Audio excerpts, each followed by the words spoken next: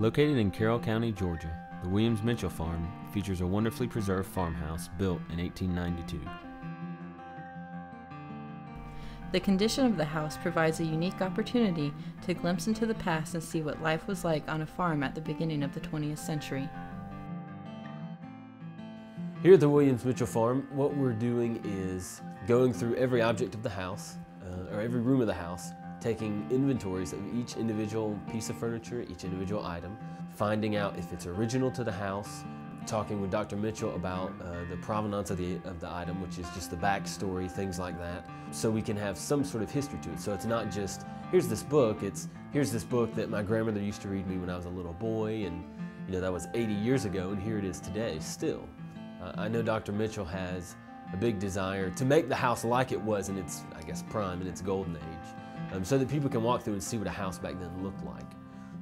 A lot of the importance of what we're doing comes from obviously cataloging each one of these items. When we look at them, it can tell us about the family that lived here, what it tells about the region. We can learn things by looking at who made the furniture and in what style, and so that tells us a little bit about furniture taste at the time, a little bit about carpentry technology at the time. That can tell us just about the different ways all those things sort of converge on just this one object, all that we can learn from it.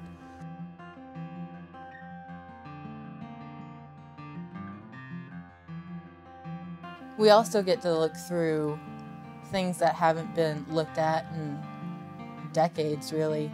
And the other day we found some Confederate money that was just in a coin purse that you wouldn't have expected to find anything really significant. The Civil War happened and it was a part of people's lives, and Confederate money was something that they used, and it was significant enough for them to hold on to. I think the sewing machines that we found here are really interesting.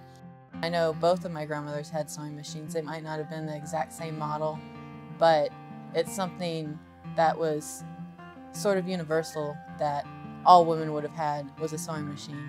One of my favorite rooms in the house is the parlor. It's the public area of the house. So it's where the family presented themselves.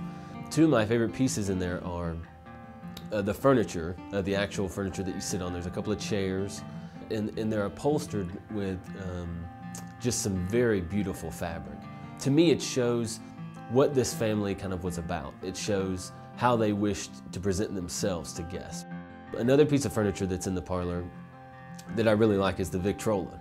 It's a battery-powered record player and radio. It tells you just about the technology of the time. It tells you about what people did in the parlor. There's also a piano in there, so you see that the parlor is a place where people would come and meet and talk, but it's also, it's also a place to very much hang out. They didn't have TV and things like that, so people go in there and would sit and listen to the radio, sit and listen to records, play the piano, things like that. It's where all the entertaining would have happened, and I think definitely in our culture today, we're so centered on entertainment. It's interesting to find out how previous Americans entertained themselves and their friends and family.